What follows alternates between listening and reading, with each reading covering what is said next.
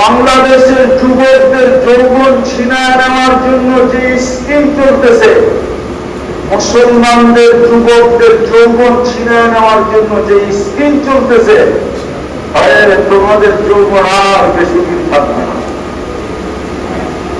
আমি লেখা দিতে পারি, স্টেজে লেখা দিতে পারি, ইসলাম নিয়ে আসো, আমি লেখা দিব, তোমাদের যৌবন বেশি দিন থাকবে না। তোমরা এই রাস্তায় দৌড়াইতেছ, ওই রাস্তায় যৌবন বেশি দিন থাকে না। আমার দেশে যেইভাবে মাদক ছড়াইতেছে, মাদক পান করতে হয় না, মাদক ছুঁইলেও যৌবন থাকে না। চ্যালেঞ্জ আমার সাথে। কোন বাংলাদেশের কোন শিক্ষিত থেকে শিক্ষিত লোক যদি আমার চ্যালেঞ্জ গ্রহণ করতে চায়, আমি চ্যালেঞ্জে রাখি। শুধু 1 মাস ওকে দিয়ে মাদক ছোড়াবো, তারপরে চেক করবো। 1 মাস আগে করবো, 1 মাস পরে করবো। যদি রিপোর্টের পার্থক্য না হলে ওর জুতা আমার কাল। যদি কেউ চ্যালেঞ্জ কবুল করতে চায়, আমি রাজি আছি। মিডিয়া দেখতেছে, মিডিয়া আমার দেশের কোন শিক্ষিত সুশীল সমাজ, কোন বুদ্ধিজীবী যদি আমার চ্যালেঞ্জ কবুল করতে চায়, আমি রাজি আছি। ওকে শুধু 1 মাস মাদক খাওয়াবো না, শুধু ছুঁইব। মাদক 100% না। আমি হাদিস থেকে প্রমাণ দিতেছি, ওলামা জানবে, আপনারা জানবেন না। আরাফাত থেকে যখন হাইটা মুজদালিফায় আসে, তো একটা জায়গা আসে বতনে ওয়াদি। সমস্ত মুআল্লিমরা বলে ওই জায়গা দিয়া যখন যাবে তো দৌড়া যাবে, দৌড়া। আল্লাহ রাসূল সাহাবাদেরকে বলছে দৌড়া পারো। বলছে কেন?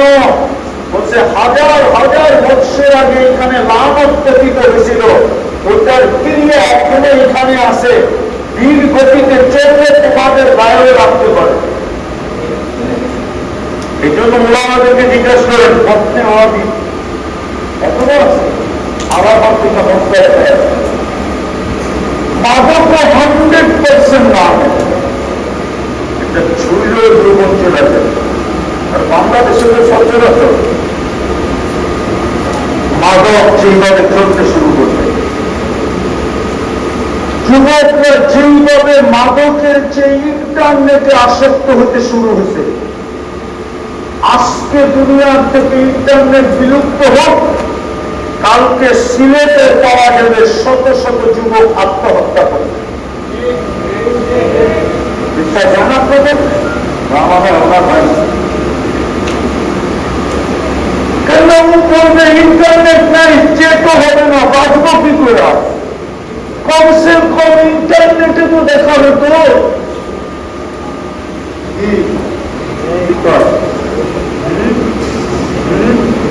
আরে তোমরা শেখাইলেও তো ভালো ছিল, দেখাতে হতো। শেখার ভিতরে তো মজা ছিল, কমসে কম দেখা হতো। আপনি দেন না আজকে ইন্টারনেট, আজকে দুনিয়া থেকে বিলুপ্ত হোক, লক্ষ লক্ষ যুবক যুবতী আত্মহত্যা করবে, বলবে এই জীবন আর প্রয়োজন নেই।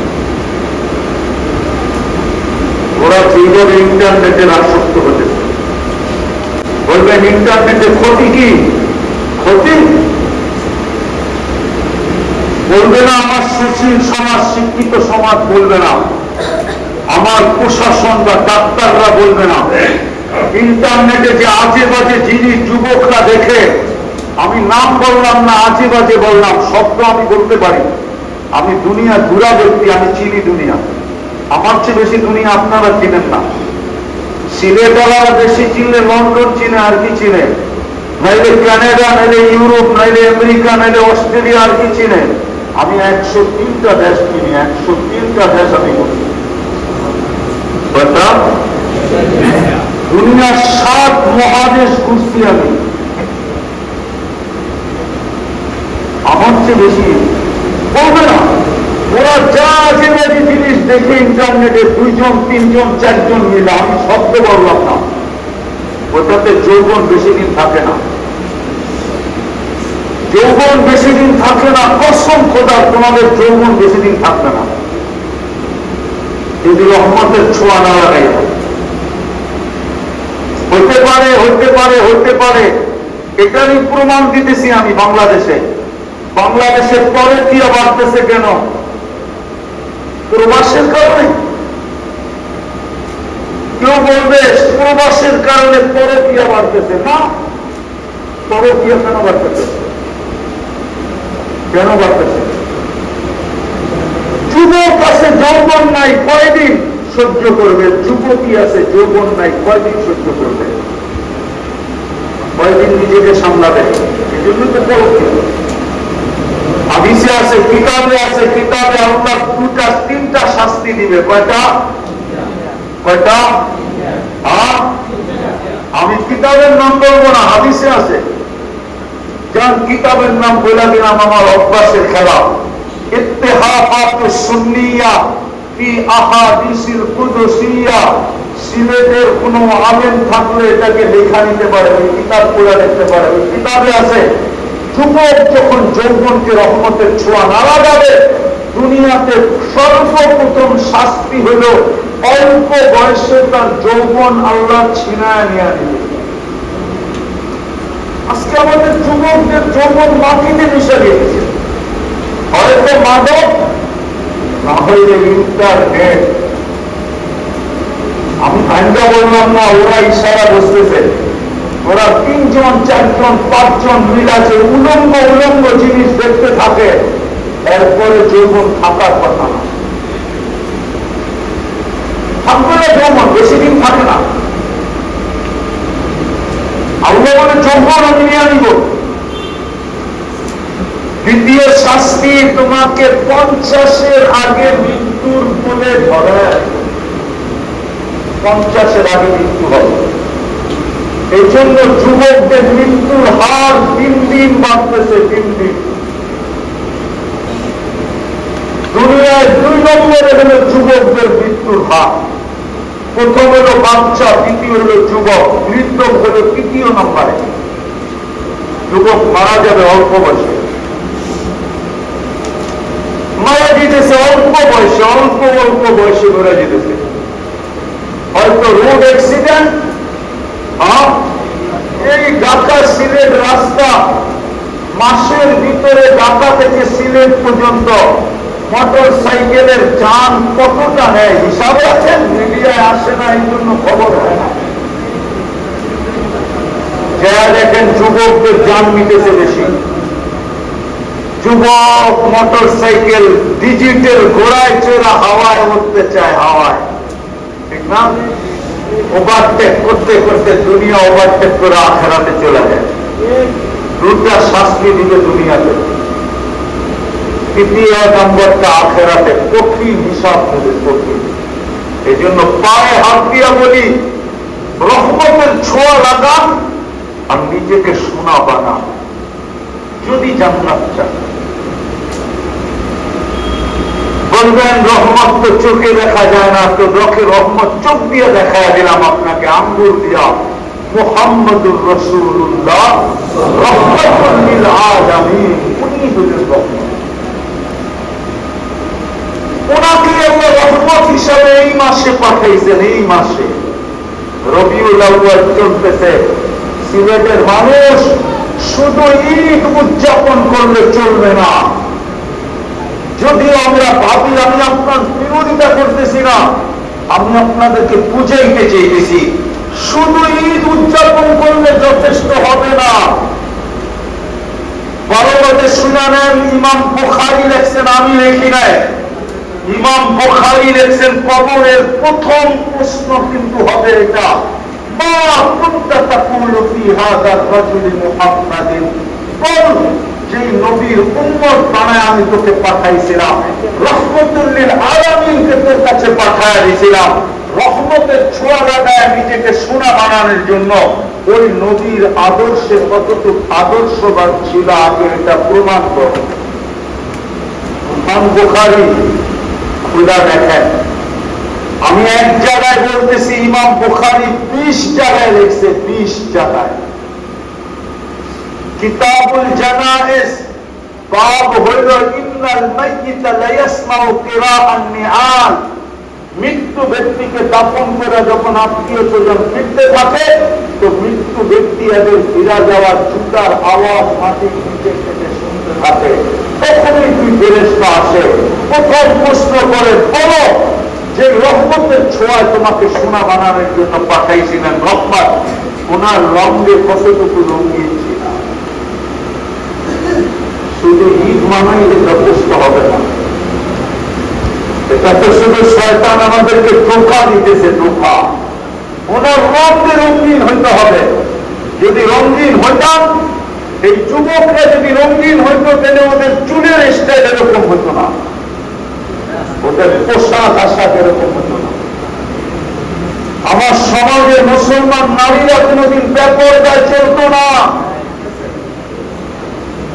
বৃদ্ধ ব্যক্তি বৃদ্ধ হয়ে গেছে, ও কোনদিন দাড়ি শেষ করত না। আল্লাহ তো পুরুষকে সাজাইছেনি দাড়ি দিয়া, পুরুষকে সাজাইছে কি দিয়া? সুইয়িনাতে রিজাল বিল লুহা, মহিলাদেরকে সাজাইছেন লম্বা লম্বা চুল দিয়া। সুইয়িনাতে নিসা বিল মুস্তারসিল, মহিলাদের চুল যত লম্বা তত সৌন্দর্য বাড়ে। এই জন্য তো জান্নাতের মহিলা যতটুকু লম্বা হবে, চুলটিও অতটুকু লম্বা হবে। বড় খোপায় ফুল কাটতে মজাই ভিন্ন। বড় খোপায়, খোপা বোঝেন?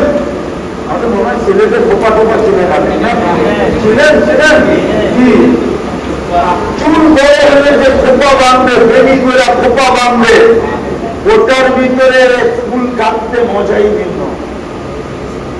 ওটার ভিতরে ফুল কাটতে মজাই ভিন্ন। ফিলিংস আলাদা, ওনার কথাই বললাম, ফিলিংস আলাদা। আর তাসলিমা নাসরিন মার্কা চুল এলে ওইখানে আর ফুলের দরকার হয় না, ওইখানে আর ফুলের, ওইখানে তো ফিলিংসই নেই, আবার দরকার হবে কি? দেখা ঠিক ঠিক ঠিক মনে বুঝিতে পারি না। নারী যখন নারীত্ব হারায় গেলে তোমার কোনো ফিলিংস থাকে না, কি থাকে না? কে দেখলো, কে ধরলো, আগেরটা বললাম না, ওর কোনো ফিলিংস থাকে না, কি থাকে না? নারী যখন নারীত্ব হারায় ফেলে তখন ফিলিংস থাকে না। এই জন্য আমার সমাজে ছিল না, আমার দেহ আমি দিব, যাকে খুশি তাকে দিব। আমিও বলে ঠিক, তুই নারীত্ব হারায় ফেলছ, তোর ফিলিংস শেষ। এই জন্য তুই স্লোগান দিতে পারো, আমার দেহ আমি দিব, যাকে খুশি তাকে দিব। এটা আমরা বলে না, যুবকরা বলে আমার জীবন আমি কাটাবো, যেমন খুশি তেমন কাটাবো। বোঝা গেল যুবকদের ভিতরে ফিলিংস নাই, নাইলে তুমি এই স্লোগান দিতে না। আমার সমাজ এই স্লোগান দিত না, আমার সমাজের ফিলিংস নাই। যদি থাকতো তাহলে এই কথা কোনদিন বলতো না, আমার জীবন আমি কাটাবো, যেমন খুশি তেমন কাটাবো। হায় হায়, আমার জিনিস আমার এলাকায় পা দিতে দেয় না, আমার এলাকায়, অথচ দুজনই এক দলে। আবার রাগ হয়ে যায় না, পূজার জন্য বসেছি দুজনেরই